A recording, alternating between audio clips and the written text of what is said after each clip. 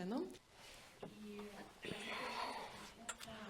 So we'll be joined today by Esther Wojcicki. She is the founder of the Media Arts program in secondary schools, Palo Alto.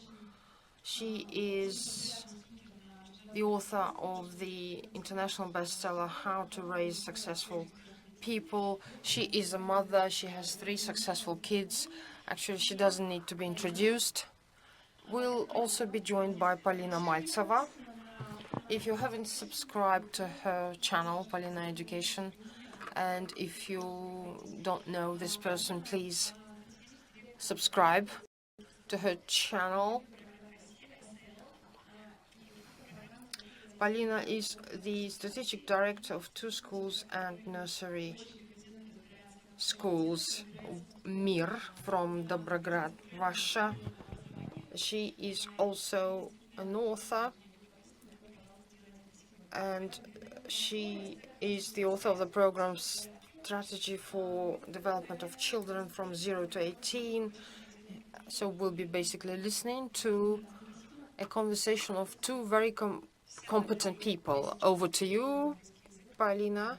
I'll switch over to English because we're going to talk to Esther in English. Those of you who will need interpretation, please use your headphones. On the screen, and we can hear you well. Say something. Hi. Happy to be there with you. Perfect. Thank you so much. So our session today is called Raising a Successful Child, and we will talk with Esther about what are the domains that we should develop in early childhood education, as well as how we should make sure that it is done properly. And let me give the word to Esther, who will say the entry part of the speech. Well, welcome to everybody. Thank you so much for including me. I am sorry I'm not there in Kazakhstan with all of you, but I'm there in spirit. And I'm also there thanks to the internet. And so what we're going to talk about today is how to raise a successful child, to become a successful adult. I have some very strong opinions on the way I think parenting should happen so that children grow up to believe in themselves and to be happy adults, and to be adults that are also respectful and kind. And that is something that is really important to me, is to have adults that you want to spend time with and that you enjoy. So maybe we could start with the first slide. Yeah, we're trying to at this moment. We need to put the slides on stage. Okay. Perfect. So here it is, raising successful children in a complex world. We live in a very complex world, much more complex than we did before. And that is primarily because we have so much information. You get many, many books, but it's not just books. It is online information. Today, we learn much faster what is going on in the other parts of the world than we ever did before. And parents are really confused. And I don't blame them, because one book tells you to do it one way, another book tells you to do it another way. It's really very difficult to figure out what's the right way. And then your parents tell you a third way or a fourth way of how to take care of your children. So it's very, very difficult. And I sympathize. So the pressure on parents is really the pace of life. That's a very competitive environment. Everybody wants their child to be number one. And so what we're doing is we're helping kids learn skills earlier and earlier. The idea is not being left behind. And so everyone wants to be the perfect parent. You want to do everything, everything perfectly and equally. And I can tell you there is no such a thing as being the perfect parent. It's impossible to be perfect. Human beings are not perfect. Also, there's tremendous social pressure on parents. You feel this social pressure, and it's because you go online and you look up, for example, what is a 4-year-old supposed to be doing? And if your 4-year-old isn't doing that, well, then you feel like left behind. So kids might not be ready to have sleepovers or big parties or boy-girl, events. One of the rules that I always followed is your child should have as many guests at their birthday party as their age. So if they're 4 years old, they can have 4 guests, or maybe 5 at the most. If they're 6 years old or 5 years old, they have 5 guests. As they get older, they can handle more guests. So they can't have a party with 30 people. It's just too much. It's overwhelming for them. So from birth to 5, those are the most important years. I can't emphasize it enough. And you, the parents, are the greatest influence. It's an opportunity for you to spend time with your children. And that's only one opportunity because they grow up very quickly. And so what you're doing at that point is laying the foundation for the parenting style and the interactions. And as you lay that foundation, I'll tell you, it's very difficult to change it later on because kids are really smart, smarter than you think. And they learn what you think is important and they try to do it very early on. So what you want to do is define what you think is most important in your family and what you want your family to do, and then teach that to your child. I'll tell you, they're not too young to learn, and even learn manners, table manners. They will copy you. So you don't have to tell them to copy you, they just do it. So those are really the most important years. So the main thing that children need, this is the main thing that they need. Number 1, sleep. And a lot of parents, they think, oh, the kids can just sleep, I can just take them to a party or take them somewhere and they'll just sleep wherever they are. But, they need restful sleep and they need 12 hours of sleep. Well, when they're infants, they need 16 to 18 hours of sleep. As they get older, it's 14 hours. And, a toddler takes naps during the day. And then by the time they're 5 or 6, they still need 12 to 14 hours of sleep. So try not to cut back on their sleep. That's when their brains develop. That's when they actually, their mind develops and their brain cells develop. So remember, sleep is important. Next, the next thing that they need to do is play. And play for children is like work for adults, because through play, they learn their environment. They learn about what the world is about, how to interact with objects, how to interact with the house, with their room, with their toys. And it's very important for kids to be able to play. And Einstein said, he's quoted, you can look it up, the greatest research in the world is play. And that's what happens when people are doing research on a sophisticated level. It's a sophisticated way of sort of playing with the environment and trying to understand it. So don't cut back on their play and don't try to structure it and tell them what to do, because that isn't play. You can buy toys for them and then explain how the toys work or how they're used, But if they want to do something strange with the toy, don't stop it. It's really important that they play the way they want to play. Thank you. So, and on top of that foundation, without which we cannot even start discussing how to raise a child, a successful child or a happy child. On top of that, we need to talk about the holistic development and the domains that we as parents or as educators should keep in mind to make sure that we provide our kids an all-rounded education and everything they need as their very solid basement for the future build-up of their skills and knowledge.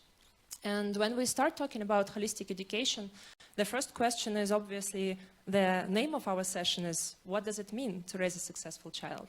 What is a success and how do we ensure that we give our kids the most and what is this most? And there is this notion of educational framework, and this is what educators use when they create curricula, when they think of the new programs for kids. And this is the question we start with, trying to answer the question, what knowledge, skills, and personal traits should our children acquire to be happy and successful adults in the 21st century? And there is an answer to that, and that's good news. So a lot of research institutes across the world, a lot of different institutions and top researchers and thinkers in the field have answers. There is only one problem, that there are too many of them. There are more than 100, probably 200 educational frameworks. I've seen different researchers when they were trying to be counted, the ones that matter. And that's something that is quite hard to navigate for educators, but almost impossible to navigate as a parent. While the parent is the person who actually has the full control of the child development, and he is choosing the kindergarten, the extracurricular activities, the toys, whatever is surrounding the child, parent is responsible for that. And there's no way the parent can browse through all these educational frameworks and make a common sense out of them. But the good news here is that there are common elements everyone agrees upon. And those elements are universal across all frameworks, and most of the educators agree that these are the things that we definitely need to give to the children for the future success. And then there are small debates here and there about the specifics, but not on a broader scale of the 4 domains. So the 4 domains of the holistic education, that majority of educational frameworks, the modern ones, are now emphasizing are the literacy domain, the skills domain, the personal traits domain, and the social emotional intelligence. This is the area that was added the latest, I would say. A lot of the educational frameworks that existed ago didn't have that domain, but right now it's quite a universal addition to almost every single framework. And you can see the list here, and this slide that can be shared.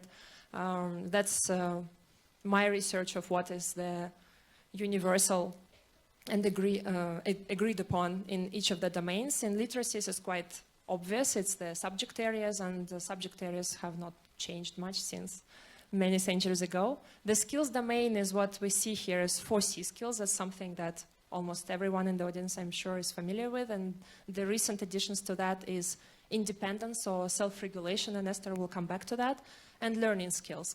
And in personal traits, is the biggest debate. The biggest variety of the opinions is what to include there. But these 6 ones are at the core of almost every single framework. So these are the ones that we should definitely focus on when we develop our kids. And then there are some more that different experts are adding to that list. And social emotional challenges, there are different frameworks of how to think about it, but basically we're talking about understanding your own emotions, understanding the emotions of others, and being able to deal with that. So I will talk to you about a couple of specific examples across the elements of this educational framework and the application for early childhood. And that would give you a quite well-rounded understanding of what we should provide our kids in terms of the knowledge and skills for success. So first one is reading literacy and communication skills. They will be divided further on when the kids grow older into literacy domain, like reading literacy, and there will be tests, and you're all familiar with PISA test on that, and communication skills as a separate set of skills. But when we talk about early education and younger children, a lot of parents are very focused on the first word that the kid is saying. But after that, there is not much of a thought process going on of like what to do next. What are the next milestones that I should be aiming towards, or the ones that I should try to instill in our kids. And like Esther was saying in the previous part of the speech, is that these early years matter. What we do at this age with the kids will influence their further development. And there are a lot of researchers saying that on different aspects, and on reading literacy, that's also true. So one is, what is reading literacy and communication skills? So basically, there are two parts of this. First is understanding, using, and engaging with texts to achieve someone's goals. So, or to acquire knowledge, which might be one of the goals. And this is not just speed reading that usually parents are focused on so that the kid is school ready. It's understanding the text, understanding the main topic of it, being able to link cause and effects across the texts. And the second one is communicating clearly and effectively. Ask thoughtful questions. Make sure that your thought, whatever you want to say, your ideas are transmitted to the audience in a way that the audience is engaged and understands you. And when we talk about early children, there are two main areas for the parents to remember. One is that when you read books to your kids, don't just try to read from the first page to the last. Try to develop their reading literacy skills. Discuss the book, explain the main ideas, talk about cause and effect across the pages. The kids sometimes don't get it, and you will see very productive, very deep discussions and meaningful discussions with your kid on this topic. And the second of all is, if we want our kids to learn how to communicate, they should communicate. There is no other way. We cannot train them by giving them lectures and textbooks on how to communicate effectively. They should just try and do it and repeat this process over and over and get the feedback on how well they've been doing. So from early on, and I love the example from Esther's book when she told about her grandchildren and how they were communicating with a barber at the barber shop on what are the types of the haircuts they want. I think, Esther, they were 5, if I'm not mistaken, in the book, your citation. And that's exactly the example of that. So if you go to the cafe or the restaurant, let the kid order what he wants. If you go to the shop and the kid wants something to ask a cashier, let him do the talking. If you're sitting as a family and the kid wants to say something, give them the space, give them time to formulate their thoughts, and make sure that they are encouraged to do so. Talking about the next domain and the next big focus of early childhood and the educational general is mathematical literacy. So again, beforehand, we were mostly focused on putting the correct numbers and solving the equations. That's a simplified version of the math of the 20th century. But right now we have computational powers beyond our imagination, and this is no longer required. So what is left for grown-ups is recognizing and using math concept relevant to solving real-life problems. So you don't need to remember how to solve very complex equations. You need to understand which one to use and how to structure the mathematical problem in such a way that it helps your decision-making process. And make informed judgments, and everything to do with statistics, with probabilities, with choices also go hand in hand with mathematical skills. And if we come back to examples of early childhood, they should be done physically, in the physical space. And all the math concepts can be learned by younger kids through interaction and measuring their arms, measuring the difference in their steps length, of categorizing the animals by different characteristics. And on the right, I showed you the example of basically the prototype of the Venn diagram that they will be learning in high school. So all of those original concepts are very important to be instilled as the conceptual understanding in younger age. And there's a lot of research, and the one I really like is from Australian group of researchers, and it was published last year, where they had a longitudinal studies of what are the mathematical concepts that the kids at age 4 were have already mastered, and how it affected their grades in mathematics in the middle school. And there was a striking difference between the groups that already were familiar with the basic math concepts, like the real implementation of math in real life, and the ones that were not. And that is something that we should remember, that it's not happening later. It's not something that we should wait for until they go to school, and that's when they will be introduced to mathematics. Mathematics is around us. It's the stairs over here. It's the number of people sitting in front of us. It's the timer that goes off. And sciences, humanities, and curiosity, again, if we talk about early childhood, they come together hand in hand. Further on, they will split into different disciplines. But when we talk about the first experimentation, we need to understand that at this age, kids are already forming and testing hypotheses. They design experiments. They interpret data, and they trying to collect the evidence for that. They form their opinions, for better or for worse. They relate concepts to current issues. And in the end, we want them to use these scientific tools to ensure that they can apply it to current issues shaping the world we live in. It's both the natural sciences as well as the humanities. And it's driven by curiosity. And the main advice here for the parents and for educators is to construct this development around their natural curiosity, which they have plenty at a young age. And if your kid is now in the puddle and he's in mud and he's trying to put a stick there, join him. Explain to him how he can measure the depth. Explain to him that there is a perimeter of this puddle that he can also measure and examine, that there should be some bacteria there, and we can bring them home and put them on bread and see how they develop there over the next course of a couple of days.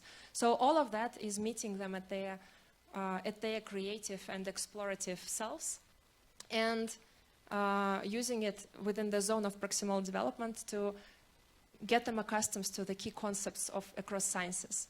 And here I comes to background knowledge, and this is something that a lot of people don't take into account, but there is a lot of research of the importance of background knowledge, both on reading literacy, on memory, on the cross-disciplinary skills, etc. And what is background knowledge? Is our overall awareness of the various facts across all subject areas. And there is a lot of research, and one of the the one that I like the most is when the two group of kids were given the reading test.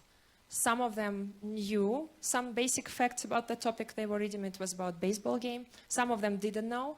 And the kids who knew at least something about the rules of the baseball game scored higher on the reading literacy test than the ones who didn't, which is obvious. But what is less obvious is that the kids who possess low reading skills, they were reading slow and not very effective, they overscored and they achieved greater results on these tests than the skillful readers who didn't know the topic. So the effect of the knowing the basic information about the subject you're reading is proven to lead to better understanding of a text and to more memorizing the new facts that you're reading about. And this is a compound effect. So imagine you are having a child, 3 years old, 5 years old, and he's exploring new information, and then he starts to read, and he goes to school, and majority of education there is through written texts. And then one kid has this background knowledge, so he understands more of the new knowledge that he is given at the school. He memorizes more of that knowledge, and his background knowledge increases even more compared to the other group of kids who didn't have that experience in early childhood. And that is an important baseline for the future development as well that we should keep in mind. Collaboration skills is something that is very important for adults, and we all work in teams. We all can produce any results only by working with others and making sure that we have people by our side, people who are supporting these projects. But how do we do it? At what age do we start? Again, in early childhood. And of course, at school, kids will start collaborating on projects. They will learn the formal feedback, the negotiation skills, the debates. Okay, but in the early childhood, this is where the first original communication skills are being fine-tuned, I would say. So the way that they are interacting with each other during free play, They have to agree on the goal. They have to split the tasks so that each one has a role to achieve a common goal. If they have conflicts, they need to resolve the conflict in order to make sure that the goal is still there and we are still working towards this goal. If the conflict is such big that the goal is forgotten, then they need to renegotiate to create a new goal. This is exactly what is happening at the advanced business courses when we're trying to teach the adults exactly the same skills. So just allow the kids to do this in the natural way that their nature was providing us for centuries. And the second obvious playground for collaboration skills is a family and the way we communicate and collaborate as a family. And this is all daily household chores where we again set the goals, when we split the tasks, when we agree that we will go to cinema and then the rain starts and then we need to think of what to do next, and then we change our plans, and then there's adaptation to circumstances, and then we need to agree again. So all of that happens in a family, and if we just pose a bit of a more emphasis on that and make sure that this is not something that we just go through the day, and this is a moment where our kids are honing their very important skills, then a lot can come out of it. And then the last two pieces are about the physical education, and Esther talked about sleep and the importance of play. And this comes with basically, it's one of the domains, but again, physical education is a foundation of the brain development, is a foundation of the kids' development in general. And this is both the gross motor skills, the fine motor skills, as well as hand-eye coordination and balance and stabilization, all sorts of movements. And again, there is a lot of research saying that there are, some researchers are saying 24 types of basic gross motor movements. Some are saying that there are 36, but again, it's the width of different movements that the kid should acquire and practice. And the last domain that I will just say a couple of words is social emotional intelligence. This is understanding and managing your own emotions and those of others. And again, it happens through interaction with other kids, interaction through when you read a book with a child, when you are talking to your parents, when you are emphasizing to your kid what you are currently thinking, putting into words their emotions and trying to help them to cope with them. So basically, this first part is about that we know what knowledge and skills kids should acquire at each age group. And that's, I put here the screenshots of my parental course that is basically structured. So what we did, we used more than 50 different developmental milestones table across different research centers across the world. And we compiled them together in a streamlined set of skills for each age group and for each domain. And that is of great help for parents, but this is only part of the equation, what the kids should acquire. Another even more important or equally important part is how do we structure the development at a younger age? And I give the word back to Esther. So yes, it's very important how we help kids acquire the knowledge. I just wanted to talk a little bit about what Polina said. You know, the social emotional learning is probably the last category that was added to the school. I mean, 20 years ago, people did not talk about social emotional learning. And today, we're talking about it quite a bit because there's a lot of depressed kids and a lot of kids that are not meeting the challenges in the school. And so I just wanted to say how important it is for kids to feel good about themselves. If you just imagine, if a child goes to school hungry, they can't learn. If they go to school being angry, they can't learn either. Just imagine yourself if you would be going to work or to some kind of a function and you're really angry or you're hungry. So, or you feel that people in the meeting that you're going to don't like you. It's very hard to acquire any of those skills that Polina was talking about as long as kids feel really bad about themselves. So how we help our kids acquire this knowledge is really important. So you should know, and this is really important for parents of preschoolers or babies or even young children in early elementary school. The preschooler has about 100 billion brain cells with 77% in the cerebral cortex. That's where you think. And neurological processing is 2 times as busy as a college student and 3 times as busy as an adult. So children, they learn really quickly. And what they're learning, it sticks. And it's important for you to know that. So the conditions that stimulate brain development are, number 1, positive, encouraging, specific feedback. In other words, if they do something wrong, try to be positive about it. No one does it right the first time.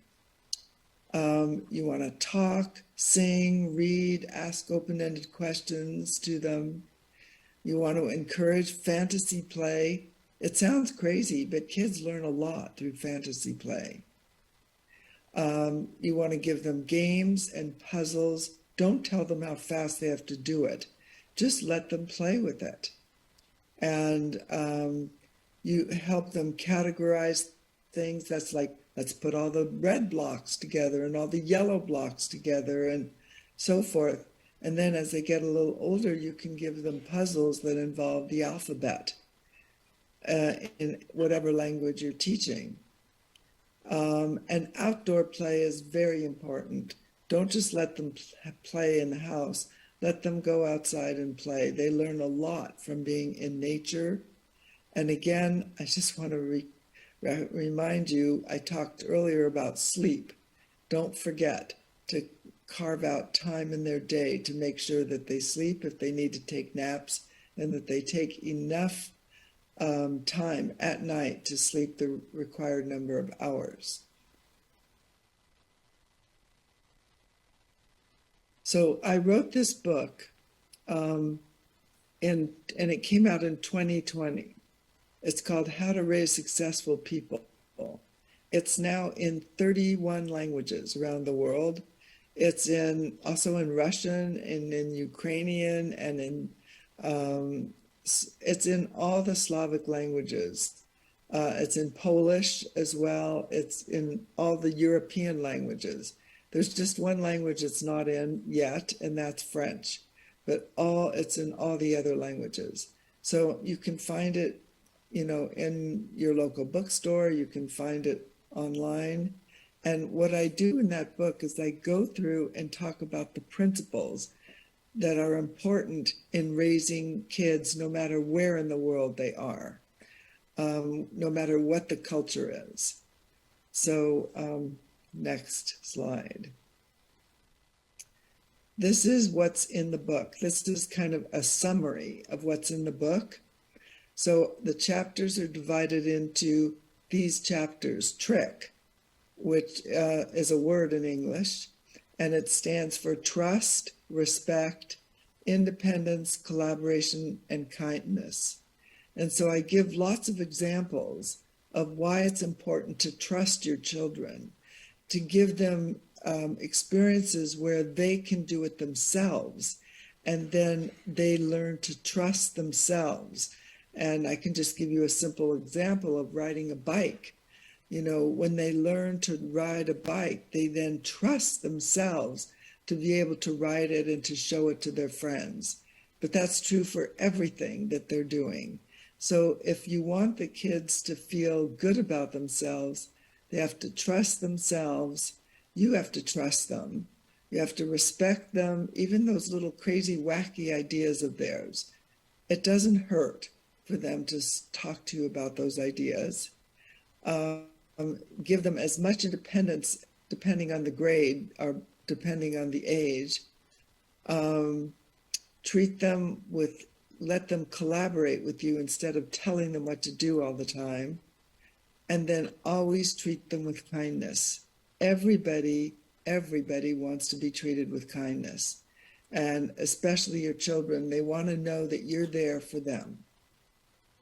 So here's something that I think, as a cartoon, that I think sums it up. It's pretty funny. It says, honey, when you grow up, I want you to be assertive, independent, and strong-willed. But when you're a kid, I want you to be passive, pliable, and obedient. Just think about that. You know, kids that are passive, pliable, and obedient, they are never going to be strong-willed adults.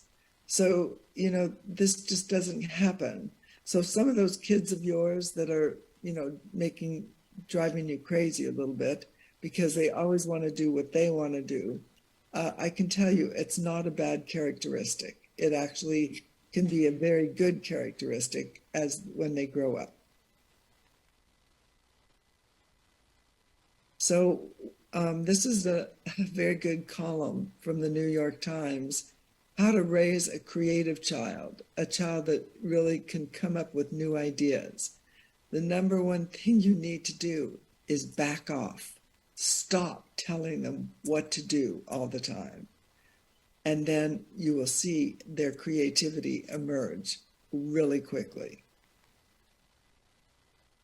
So this is a problem that we have all over the world. It's not just in, you know, one country or another country. It's everywhere. It's what's called helicopter parents.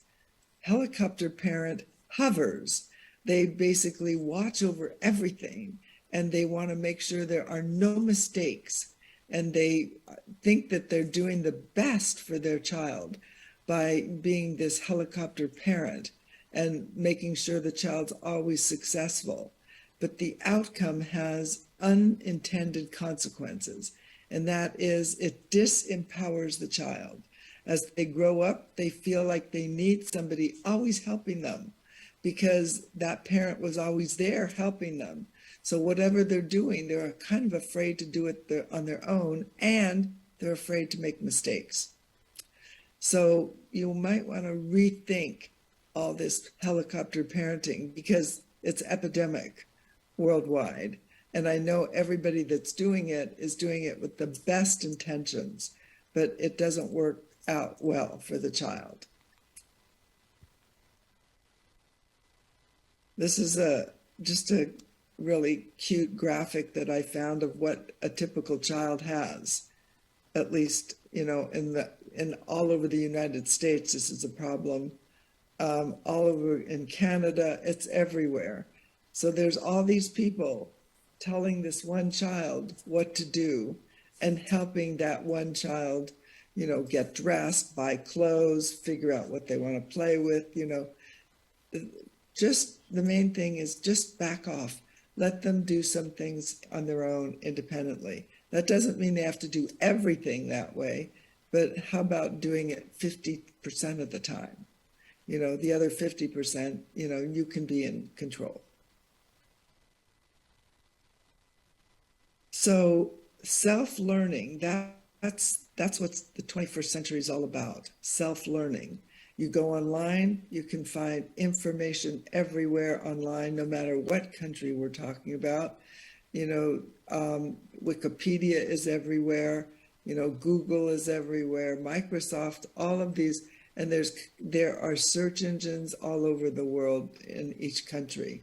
And so what we're all self-learners. And it's essential in the 21st century for you to help your child be an independent learner. In my classes, I taught for 40 years. My students were independent learners, and they did that by finding information online, sharing it with their group, their partners, and then talking about it in the class as a whole. I'll tell you that really helped them become the kind of CEOs and leaders and teachers and professors that they wanted to be. So many of my students are really incredibly successful. So this is another important tip for all parents. Kids don't do what you say. They do what you do. So they copy you. So if you are a speed driver, and then when they grow up, they are also a speed driver, and you say, no, you shouldn't be doing that. They copied you. And whatever behavior characteristics you have, you will see them in your children. And you don't have to say to them, copy me. No, you don't have to say anything, because it's just innate. It's born in them. Little kids copy what they see. So kids model after you whether you want it or not, and other adults in the family. So just try to remember that. So this is the last paragraph of my book, and I'd like just to read it to you. There are no Nobel Prizes for parenting or education, but there should be. They are the two most important things we do in our society. How we raise and educate our children determines not only the people they become, but the society we create. So just think about that. That's why I say, change parenting, change the world. We all want to live together in harmony in a world where everyone is successful. Thank you. So probably to wrap up the session, that's all we wanted to say with Esther, and it was a great honor and privilege to have this session together with her. So Esther, thank you very much for being here with us. So I want to thank you, Polina, because you helped me do this, and I couldn't have done it without you. So thank you so much. Thank you. So both me and Esther, I think, are very strong believers that there are formal ways the education can influence in how to raise successful children. And we know quite a lot. And every year there is more information coming from research, what the kids need to acquire, what should be acquired by what age group, what affects the next level of skills, etc. And a lot of parents are coming to me and talking about that. Polina, just give me this checklists, and I will just run a diagnostics to my kid, tell me what are the toys or textbooks I should buy. We'll find a teacher and he'll do the job, and the kids will be successful. And I think the tagline of what we wanted to say today is that this is not how it works. Of course, there are rules and understanding of the brain development and how it is leading towards the acquisition of the required knowledge and skills, but the majority and the bulk of the success in this process is on the educators and parents in the way how we interact with kids. Do we allow them the space to explore, to be self-driven, to find their motivation, to hone their curiosity, to practice their resilience? Do we support them in the process rather than become jury of telling them what to do and judging how well they've done it? So I think that's the leading thought we wanted to leave the audience with, and hopefully this will spread, and I think Esther does an amazing work of spreading this knowledge across the globe, and her book was the first one I recommended to all the parents to read, because it's exactly about how we interact with our kids that matters. So thank you very much. Thank you very much for giving me this opportunity. So we have a couple of minutes and we can get some questions from the audience. Yes? Probably we need another microphone from, yeah. Go ahead. I'm not sure we have the contact details, but let me, I cannot click to the first slide. Okay. First of all, thank you that we know that in the United States it's a midnight to joining our conference. My question is, nowadays we don't have any time to play with our children because we are working from morning till to night. So how to find the time to play with children? The second question is, what's the approximate time to play with children? Thank you. Esther, do you want to take that one? I'll do that. You know, the best thing you can do is let children play with each other. So all you need to do is invite over one other child, and then you don't have to do anything. Also, you know, children play very well alone, provided that they have the toys that they're interested in. But the one other child is really the trick. I don't know whether you've tried that yet, but the only thing you might have to do when they're playing together is sometimes they can't figure out who gets what. You know, they start to argue. So then you have to come in and say, this is how we solve the problem. But they can play together for long periods of time without you playing with them. And so that's the main thing I suggest.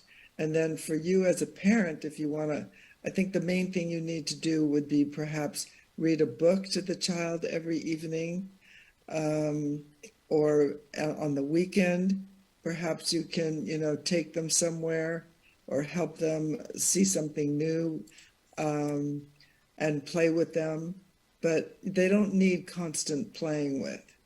They just need an opportunity to be independent and play with their toys and play with other little kids. There is probably one more thing I wanted to add. So I did a questionnaire on parents, and more than 1,000 of them from 60 countries, Russian-speaking parents at that stage, who answered. And I asked specifically that, how many minutes a day do you have to spend with your kids? Because that is a problem. We are full-time working moms and dads. And majority of them answered it's more than 15 minutes. Usually it's half an hour to an hour every single day.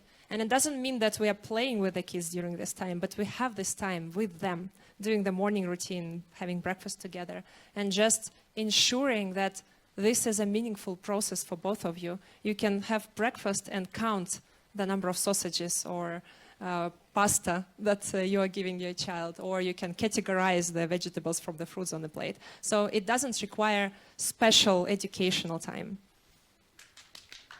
I agree with Polina. You can also make meal times the time that you interact with your child, because, you know, we all hopefully eat together.